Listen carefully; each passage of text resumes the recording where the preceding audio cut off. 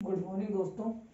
आज मैं सोच रहा था कि क्यों ना हम आगे करें। नंबर सिस्टम हमारा जो चैप्टर चल रहा है, लेकिन मैंने ये देखा कि कुछ क्वेश्चंस हैं उसमें अभी भी हमको डेफिनेशन की कुछ ज़रूरत पड़ेगी।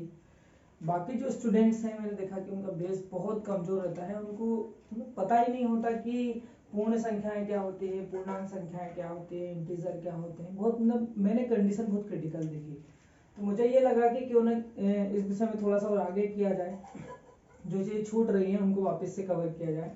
तो हम नंबर सिस्टम में कुछ और चीज़ें हैं, जैसे प्राकृतिक संख्या बोल है ना, देखें हम तो प्राकृतिक संख्या नेचुरल नंबर्स वो होते हैं। बहुत सारे लोग नेचुरल नंबर समझ ही नहीं पाते कि नेचुरल नंबर क्या है। तो गिनती की सभी संख्याएं प्राकृत संख्याएं कहलाती। गिनती की सभी संख्याएं मतलब 1 2 3 4 5 6 7 8 9 से लगा के अनंत तक। तो अगर हम इसकी बात करें तो यह 1 से प्रारंभ होकर अनंत तक जाती है, और हम जीरो को इसलिए काउंट नहीं करते इसमें क्योंकि जीरो की क्या हुई है, खोज हुई, इसलिए वो एक प्राकृत संख्या नहीं है। अब अगर हम देखें तो पूर्ण संख्याओं को अगर हम बात करें तो पूर्ण संख्याएं जो होती है जिनको हम होल नंबर बोलते हैं, प्राकृत संख्याओं के समूह में शून्य को भी शामिल कर लिया जाए, या हम शून्य को भी अगर शामिल कर लेने से जो प्राप्त संख्या को हमको एक समूह प्राप्त होता है, उसे ही पूर्ण संख्याएं कहते हैं, या वही पूर्ण संख्याएं कहलाते हैं। जैसे अगर देखें 0 1 2 3 4 5 या इंफिनिटी तक हम जाते हैं, है ना। तो अगर हम देखें तो इस टाइप से अगर प्राकृत संख्या जो नेचुरल नंबर हमारे होते हैं प्राकृत संख्याएं, इनमें अगर शून्य को भी हम मिला लें तो प्राकृत संख्याओं के साथ में अगर शून्य को ऐड करके जो समूह बनता है उसको हम बोलेंगे क्या, उसको बोलेंगे हम पूर्ण संख्याएं। अब हम देखें पूर्णांक संख्याएं, तो पूर्णांक संख्याओं के भी हमको विषय में जानना जरूरी है।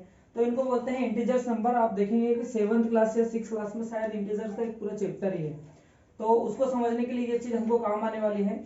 अगर हम देखें तो जब पूर्ण संख्याओं को धनात्मक और ऋणात्मक चिन्ह के साथ व्यक्त किया जाए, मतलब जैसे यहाँ पे धनात्मक संख्या है ऐसे इससे पहले अपने नंबर लाइन बनाई होगी उसमें ऋणात्मक संख्या थी लेफ्ट साइड में, तो ऋणात्मक और धनात्मक दोनों को जीरो के साथ में अगर हम ऐड कर लें तो वो होती है क्या संख्याएं, वो होती है पूर्णांक संख्याएं जिनको हम बोलते हैं इंटीजर नंबर। जैसे हम देखिए ये इंफिनिटी तक इधर भी जा रहा है, -3 -2 -1 0 1 2 3 और ऐसे ये भी आगे तक चला जाएगा ऐसे।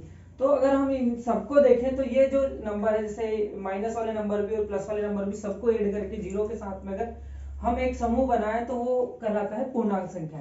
इसमें प्लस वाली संख्याएं भी आ जाती हैं और माइनस वाली संख्याएं भी। अगर हम देखें तो इसमें क्या है, जितनी भी प्लस वाली संख्या है वो भी आ जाती है और माइनस वाली जितनी संख्या है वो भी इसमें आ जाती है।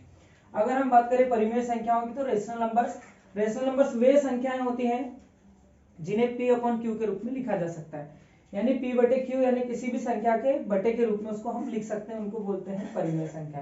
अब परिमेय संख्याओं को और हम अगर थोड़ा और डिटेल में देखें तो इनका दशमलव निरूपण क्या होता है, शांत होता है। जैसे हम क्या करें, p कोई नंबर है जैसे 3 है और 4 है, तो अगर 3/4 को 3 में अगर 4 का हम डिवाइड करें तो ये पूरा पूरा कंप्लीट डिवाइड हो जाएगा। मतलब जो शेषफल है क्या है, जैसे शेषफल है ना, शेषफल है या रिमाइंडर बोलते हैं इंग्लिश में इसको, रिमाइंडर अगर क्या आ जाए, जीरो आ जाए, अगर रिमाइंडर अगर जीरो आता है तो वो नंबर क्या होगा, टर्मिनेटिंग होगा, और आवर्त रिकरिंग बोलते हैं इसको, ठीक है कि नहीं। और अगर इस टाइप से अगर कोई आवर्त रिकरिंग कोई नंबर आता है, कोई संख्याएं ऐसी आती हैं जिनको p अपन q के फॉर्म में लिख सकते हैं, और उसका जो दशमलव निरूपण है वो टर्मिनेटिंग और रिकरिंग या फिर पूरा शांत और आवर्त आए, मतलब पूरा एकदम शेषफल उसका जीरो आ जाए, तो ऐसी संख्याओं को हम बोलते हैं क्या, परिमेय संख्याएं, ठीक है कि नहीं। तो परिमेय संख्या हो गई है। अभी हम अपरिमेय संख्या के विषय में पढ़ेंगे तो